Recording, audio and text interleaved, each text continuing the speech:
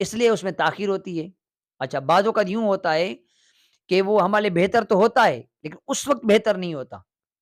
تو اس وظیفے کا جو اثر ہوتا ہے اس وقت ہونا ہوتا ہے جب ہمارے لیے مفید بھی ہو، ٹھیک ہے؟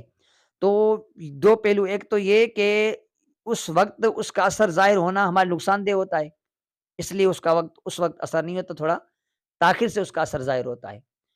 اور دوسری بات یہ ہوتی ہے کہ اس کا اثر جو ہوتا ہے وہ ہم کو نظر نہیں آ رہا ہوتا، لیکن اس کا اثر باقاعدہ ہوتا ہے۔ مثال کے طور پر آپ ایک وظیفہ پڑھ رہے ہو، وظیفہ آپ نے بہت پڑھا لیکن آپ کو اثر کوئی ظاہری نظر نہیں آیا، لیکن اس وظیفے کی برکت سے آپ کے اوپر جو مصیبت آنی تھی وہ ٹل گئی۔